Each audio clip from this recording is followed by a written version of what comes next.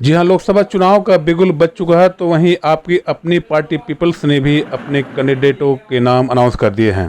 दिल्ली में press conference कर party ने अपने 4 कैंडिडेटों के नाम अनाउंस किए हैं। आइए सुनते हैं प्रेस कॉन्फ्रेंस में क्या क्या हुआ। आप सभी बंधुओं का स्वागत है।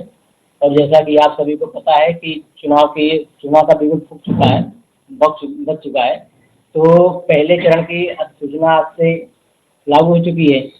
तो हम हमारे जो पहले चरण के कैंडिडेट हैं, जो हमारे मध्य प्रदेश से हैं, उत्तर प्रदेश से हैं, तो आज हम अपने पहले चरण के कैंडिडेट के नामों की घोषणा करेंगे आप लोगों के बीच में।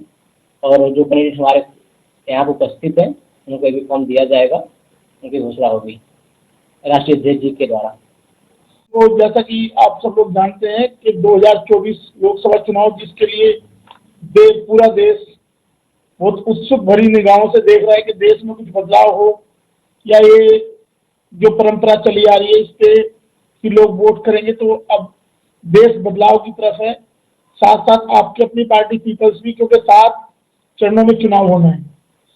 पूरे देश में जो चुनाव है वो 7 चरणों में होना है।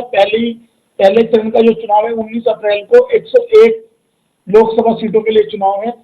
हम लोगों ने भी पहले से ही, जैसा कि आपको जानकारी है कि पहले हमने डिसाइड कर दिया था, ये घोषणा की थी कि हम 50 लोकसभा सीटों पे चुनाव लड़ने जा रहे हैं। तो पहले राउंड में जो हमारी ये सीटें हैं जिन पे हम चुनाव लड़ने जा रहे हैं, हम उनकी घोषणा आज कर रहे हैं। यहाँ पे हमारे कैंडिडेट भी यहाँ कुछ हैं जो हमारे साथ हैं। मध्य प्रदेश की जो मंडला लोकसभा एसटी रिजर्व है, उस सीट से श्रीमती रेखा संयम वो वहीं पे है मंडला में ही, और नॉमिनेशन करने जा रही हैं वो 22 मार्च को। दूसरा, हमारे एक बहुत ही जुझारू और मतलब कई पीढ़ियों तक जुझारू नेता रहे हैं, और उनके फादर फ्रीडम फाइटर रहे हैं। तो कैराना लोकसभा से हमारे नंदकिशोर आजाद जी, नंदकिशोर आजाद जी को कैराना लोकसभा से हमने कैंडिडेट के रूप में उतारा है। साथ साथ पश्चिमी दिल्ली से जो हमारे कैंडिडेट होंगे प्रोफेसर ओम प्रकाश जी। प्रोफेसर ओम प्रकाश जी हमारे कैंडिडेट है पश्चिमी दिल्ली से खड़े हैं। इसके साथ जो उत्तर प्रदेश की जौनपुर लोकसभा है, जौनपुर लोकसभा से राम भरोसे गौतम हमारे कैंडिडेट होंगे। आज हम 4 नामों की घोषणा कर रहे हैं। साथ साथ जो दिल्ली है, हरियाणा है और बाकी राज्य हैं, वो महाराष्ट्र है, जैसे जैसे चरण वाइज आते जाएंगे। ये पहले चरण में हम लोगों ने 4 कैंडिडेट उतारे हैं, इन चारों की आपके सामने घोषणा की है। आपका कोई सवाल है या हमारे कैंडिडेट से कोई बातचीत है तो आप उस सवाल को पूछ सकते हैं। अभी आज आपकी फर्स्ट सूची है? ये पहली लिस्ट है जिसमें हमने 4 कैंडिडेटों की घोषणा की है। हमने 50 के लिए बोला है, क्योंकि जैसे जैसे चुनाव आगे बढ़ेगा उसी में हमारी सीटें, जो हमारे कैंडिडेट हैं, उनकी घोषणा हम करते जाएंगे। लगातार प्रेस ब्रीफिंग हम करेंगे। इसके बाद 7 चरण के लिए लगातार हमारी प्रेस ब्रीफिंग होती रहेगी टाइम टू टाइम। पार्टी का मैनिफेस्टो जिस तरीके से और पार्टियां करती है मैनिफेस्टो, उस तरह का मैनिफेस्टो हम जारी नहीं करेंगे। हम सिर्फ एक बात कर रखते हैं कि हमारी पार्टी पूरे देश में एकमात्र ऐसी पार्टी है जो इस देश में कास्ट एबोलिशन की बात करती है। और कास्ट एबोलिशन पे हमने पूरे देश के जितने भी राज्य हैं सभी राज्यपालों को ज्ञापन दिया है।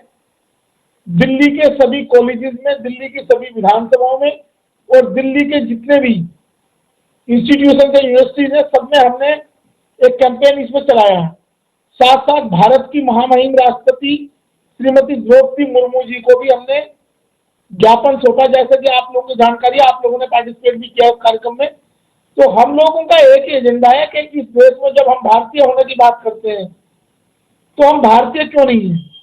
हम जब चुनाव, अब जैसे चुनाव का दौर चला है 2024 का, तो हम ढूंढते हैं कि इस जाति का वोटर यहाँ ज्यादा है, इस जाति का कैंडिडेट उतार दो। ये कॉम्बिनेशन आज पूरे भारत में, जो पूरे वर्ल्ड में लोग बोलते हैं भारतीय जनता पार्टी सबसे मजबूत पार्टी है, लेकिन आज वो पार्टी जातियों के नेताओं को ढूंढने में लगी हुई है कि यहाँ पे इस जाति के नेता की जरूरत है, यहाँ पे इस जाति के नेता की जरूरत है। तो हम भारत के नागरिकों को जाति विहीन समाज की तरफ लेके जाना चाहते हैं, ताकि इस देश का विकास हो, ये देश प्रगति के अवसर ढूंढे और नौजवानों का विकास हो।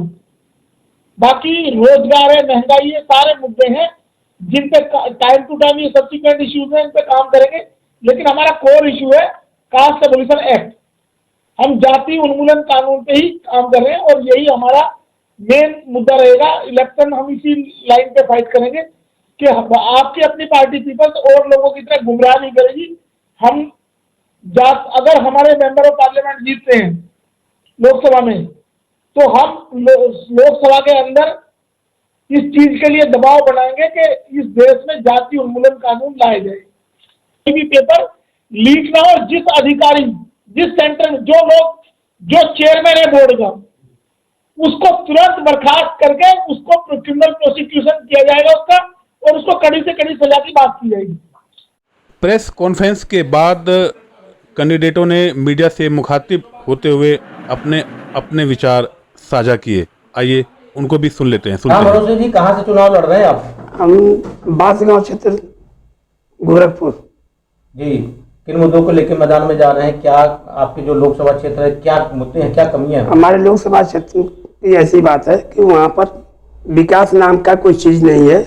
खाली कागज में विकास हुआ है, लेकिन धरातल पर विकास दिखाई नहीं देता। जी। और दूसरी बात कि वहाँ की पब्लिक जो है बहुत ही परेशान है।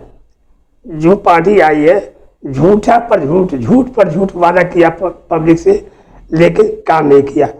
आज बताइए गरीबों को जो है कि राशन जो दिया जा रहा है 5 किलो गेहूं दे करके उनको विकलांग बनाया जा रहा है। अरे उसी के जगह पर अगर उनको रोजगार दिया जाता, वो गरीब वही अपना रोजगार करते, तो आज वो 5 किलो गेहूं पर आसार नहीं होते। सबसे बड़ी बेरोजगारी है, और उस बेरोजगारी के वजह से आज हम लोग जैसे गरीब आदमी रणभूमि में यहाँ मैदान में उतरे हैं कि हो सकता है कि पब्लिक का अगर जरा सा विचार बदल गया तो हमारा अपनी सरकार बनेगी वहाँ पर। क्या सर? मेरा नाम होगा प्रोफेसर ओम प्रकाश नारायण। कौन सी सीट से आपको जो है कि नॉमिनेट किया? मैं पश्चिमी दिल्ली लोकसभा से चुनाव लड़ूंगा आपकी अपनी पार्टी पीपल से। जी, किन मुद्दों को लेकर जा रहे हैं मैदान? हमारी आपकी अपनी पार्टी का जो मुद्दा है वो जाति उन्मूलन, जाति को समाज करके समाज को एक बनाना है। जाति के चलते समाज में बहुत ज़्यादा बिखराव होता है, हमेशा दंगे फसाद जो भी कुछ होते रहते हैं इस जाति के चलते होता है।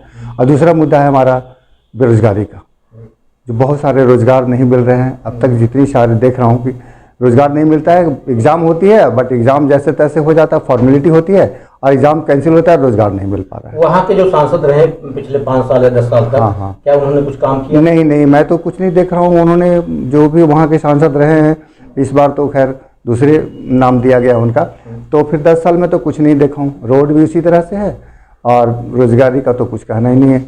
सिर्फ दे देते हैं क्या 5 किलो 10 किलो अनाज, उससे क्या हो जाएगा? उनको कमाने का कोई धंधा ही नहीं दे पा रहे हैं। सारे कम्युनिकेशन मतलब इनकम का सोर्स का बंद कर रहे हैं। महंगाई बढ़ती चली जाएगी, तो ये अच्छा तो नहीं है।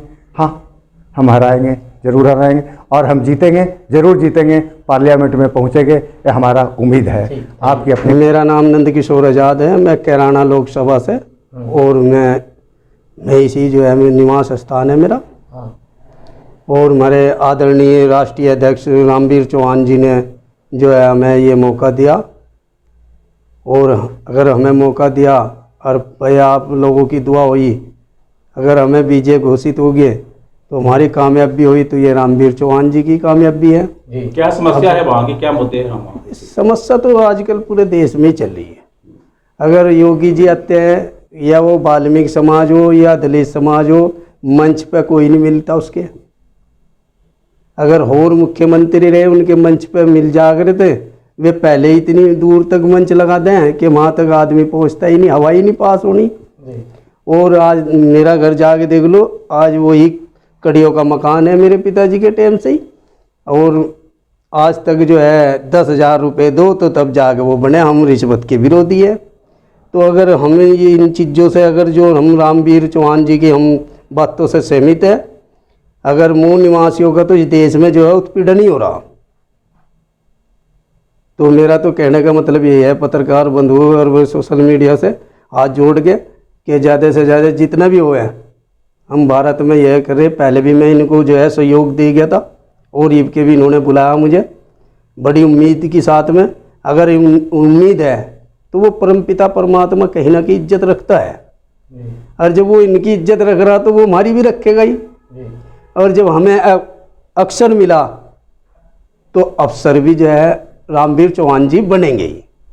ये हमारी प्रार्थना है ईश्वर से कि भाई रामवीर चौहान जी को एक बार लोकसभा में खड़े हुए ताकि जो है पब्लिक की सुनाई हो।